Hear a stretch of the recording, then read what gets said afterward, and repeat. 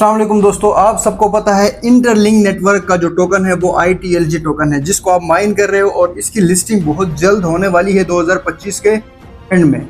अब इसका white paper आता है और वाइट पेपर में कुछ चीज़ें बताई गई हैं जिससे काफ़ी सारी कंफ्यूजन हो गई है, तो मैं कोशिश करूंगा यहाँ पे आपको क्लियरली बताऊं।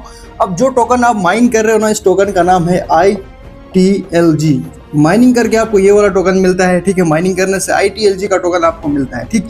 अब लिस्टिंग के टाइम जितने टोकन आपके पास होते हैं, मिसाल के तौर पर अभी आपने माइन किए हैं कोई 10,000 टोकन, तो अब सवाल ये है कि भाई लिस्टिंग के टाइम क्या आपको 10,000 टोकन के जो आपने माइन किए सारे के सारे मिलेंगे या नहीं मिलेंगे, ठीक। एक तो ये सवाल है। दूसरा, जो टोकन्स की अनलॉकिंग होगी, मतलब आपको टोकन्स मिलेंगे किस हिसाब से मिलेंगे, वो मैं आपको बताता हूँ। एक इन लिस्टिंग में इन्होंने एक अच्छी बात इन्होंने हमें बताई है, वो ये बताइए, अक्सर आपने देखा है बहुत सारे प्रोजेक्ट जो होते हैं ना वो पंप और डंप हो जाते हैं। प्रोजेक्ट्स में पंप होता है या डंप होता है, इसकी एक बड़ी वजह ये होती है कि इसमें बड़ी बड़ी मछलियां होती हैं या उनके टीम के पास सारे टोकन होते हैं, जिसकी वजह से क्या होता है, टोकन्स या तो पंप होते हैं या तो डंप होते हैं। अगर पंप होते हैं तो उसको डंप कराने में उनकी टीम का हाथ होता है, वो सारे टोकन्स जो बड़ी बड़ी मछलियां होती हैं वो टोकन्स को सेल कर देती हैं, जिसकी वजह से एकदम प्राइस आगे गिर जाती है। अब इन्होंने 180 मंथ का एक पीरियड बनाया है, वेस्टिंग पीरियड इन्होंने रखा है, जिसमें इन्होंने कहा कि हम टोकन्स को अनलॉक करेंगे। इसका ये मतलब हरगिज नहीं है कि जो आपने माइन किए हैं आपके टोकन 180 महीने के बाद आपको मिले, ऐसा बिल्कुल भी नहीं है। अब होगा क्या,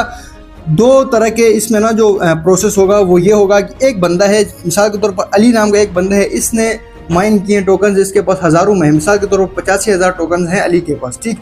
इसी तरह एक बंदा है आफाक, ठीक है, इसके पास जो टोकन हैं वो 4,85,000 टोकन हैं। अब अनलॉक जो पीरियड होगा ना वो इसका होगा, मतलब आफाक को जो टोकन मिलेंगे वो एक साथ 4,85,000 टोकन नहीं मिलेंगे। क्यों? वजह ये है, अगर इसको एक साथ सारे टोकन दिए जाएंगे तो ये टाइम क्या करेगा, सब सेल करेगा और प्राइस धड़ाम से नीचे।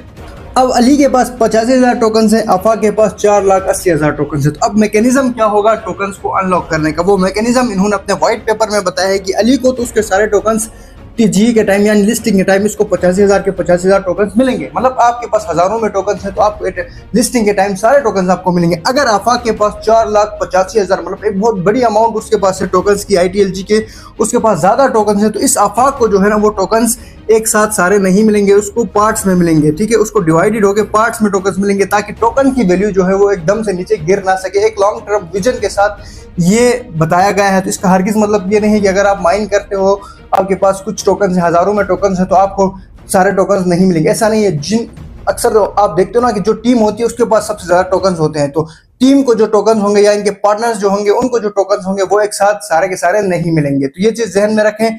ये कंफ्यूजन अगर आपके पास है तो ये इस वीडियो से क्लियर होनी चाहिए कि अगर आपके पास हजारों में टोकन है तो आपको तो